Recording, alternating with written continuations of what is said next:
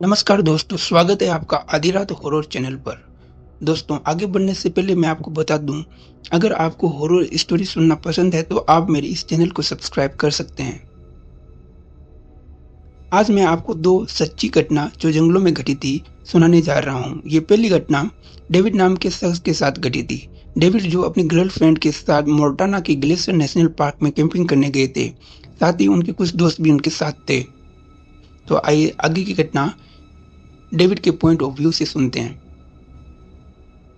मेरा नाम डेविड है और ये घटना तब की है जब मैंने अपनी गर्लफ्रेंड के साथ मोल्टाना के ग्लेशियर नेशनल पार्क में कैंपिंग करने गया था।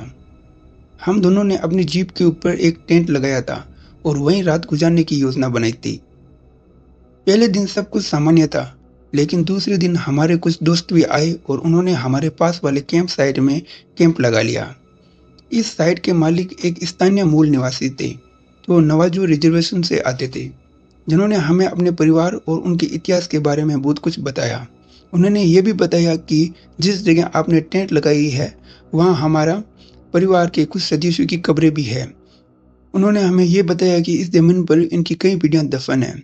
यह सुनकर हम काफ़ी प्रभावित हुए, लेकिन उस वक्त हमने उनकी बातों पर ज़्यादा ध्यान नहीं दिया। रात होने लगी और हम सब ने साथ में खाना खाया, हंसी मजाक किया और फिर अपने अपने टेंट में सोने चले गए। आधी रात को मेरी आंख अचानक खुली। मेरी गर्लफ्रेंड भी जाग चुकी थी और उसने मुझे पूछा कि क्या हो रहा है। मैंने उसे शांत करने के लिए बस इतना कहा, कुछ नहीं, बस हवा चल रही है। लेकिन जैसे ही मेरी पूरी चेतना लौटी, मैंने महसूस किया कि टेंट बुरी तरह हिल रहा था। बहुत तेज हवा चल रही थी और ऐसा लग रहा था कि हमारा टेंट कभी भी उड़ सकता है। मोर्टाना के मौसम का कोई भरोसा नहीं, लेकिन असली डर तो अभी बाकी था। मैंने अपनी गर्लफ्रेंड से कहा कि मैं पहले से ही जगा हुआ हूँ, क्योंकि मुझे कुछ अजीब महसूस हुआ था। लगभग 1 घंटे पहले जब हवा इतनी तेज नहीं थी, मैंने अपने टेंट के बाहर छोटे छोटे कदमों की आवाज़ सुनी थी, जैसे कोई बच्चा भाग रहा हो। यह सुनकर मेरी गर्लफ्रेंड ने कहा कि शायद यह कोई जानवर होगा, लेकिन मुझे यकीन था कि यह जानवर नहीं था। कुछ देर बाद मैंने महसूस किया कि कोई हमारे टेंट की सीढ़ी पर चढ़ने की कोशिश कर रहा है। जीप के ऊपर लगे टेंट तक पहुंचने के लिए एक सीढ़ी थी और मुझे साफ साफ एहसास हुआ कि कोई उस पर चढ़ रहा था।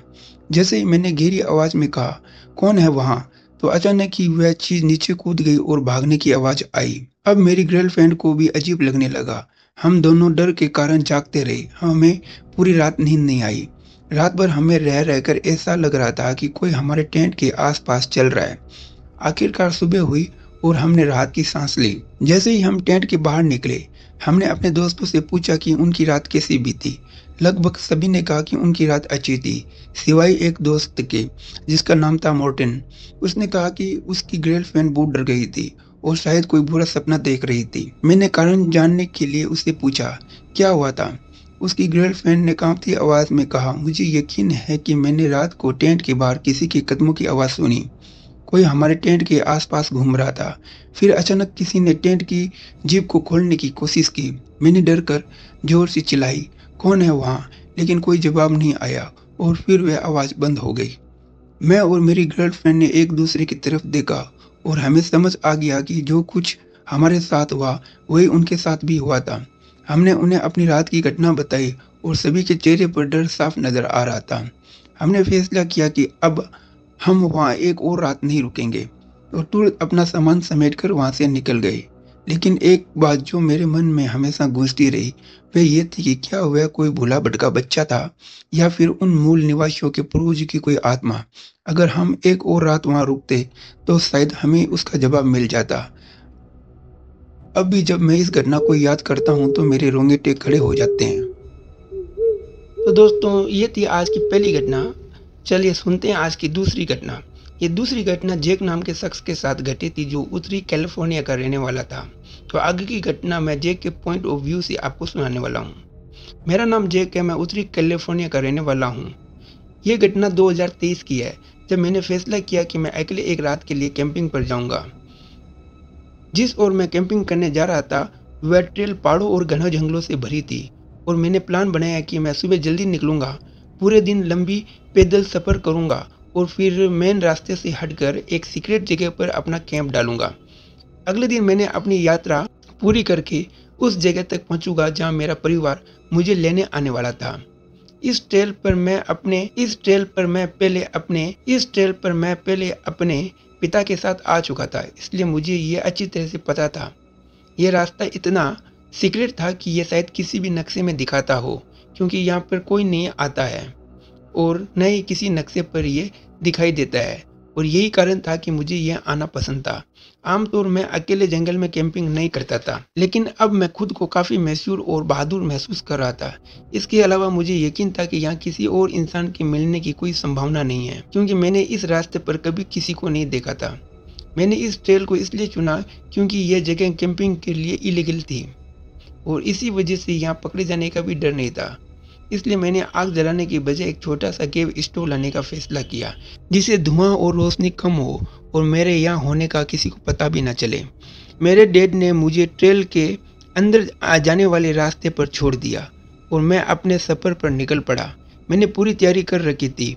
मेरे पास 3 चाकू थे, पहाड़ी शेरों को भगाने के लिए एक सीटी थी और इस क्षेत्र में घूमने का काफ़ी अनुभव भी था। पूरे दिन मैंने जंगल और पहाड़ों का आनंद लिया। शाम होते होते मैंने अपने सोची हुई जगह पर पहुंच गया।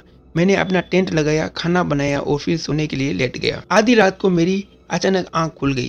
पहले तो मुझे कुछ सुनाई नहीं दिया, इसलिए लगा कि मैं यूं ही जाग गया हूँ। कुछ देर चुपचाप लेटा रहा, तभी पास में किसी लकड़ी की डाली के टूटने की आवाज़ आई। मैंने पहले सोचा कि यह कोई हिरन या कोई छोटा जंगली जानवर होगा। मेरे आवाज़ करके उसे डराने वाला ही था कि तभी मैंने सूखे पत्तों और टहनियों पर 2 भारी कदमों की आवाज़ सुनी। अब मेरा दिल तेजी से धड़कने लगा। यह इंसान के चलने की आवाज़ थी। मैं रास्ते से दूर था, एक ऐसी जगह जहाँ पहले कभी कोई नहीं आया था। मैंने धीरे से अपने पास रखा चाकू थाम लिया। वह कदम मेरे टेंट के पास आए, लेकिन सीधे मेरी ओर नहीं। फिर अचानक सब शांत हो गया। मुझे घबराहट हो रही थी, लेकिन मैं एकदम चुपचाप रहा। फिर मैंने जो सुना उसने मेरी सभी चिंताओं को सही साबित कर दिया। टेंट के बाहर कोई गहरी गूंजती हुई आवाज़ में गुनगुना रहा था। यह साफ था कि वह कोई इंसान था। मेरे हाथ से पसीना टपक रहा था, लेकिन मैंने अपनी सांसें रोक ली और चुपचाप पड़ा रहा। गुनगुनाने की आवाज़ लगातार आती रही, जैसे कोई किसी मंत्र का उच्चारण कर रहा हो। यह कई मिनटों तक चलता रहा। फिर अचानक वह आवाज़ बंद हो गई और वह आदमी धीरे धीरे मेरे टेंट से दूर जाने लगा। जाते जाते उसने पास के एक पेड़ की छाल को नोचने की आवाज़ की। फिर अचानक तेज दौड़ते हुए झाड़ियों और टहनियों को तोड़ते हुए भाग गया। उस रात मेरी आंखों में नींद नहीं थी। मैं पूरी रात जागते हुए काटी। मैं पूरी रात अपने पास अपने चाकू को कसकर पकड़े बैठा रहा, हर आवाज़ को ध्यान से सुनता रहा।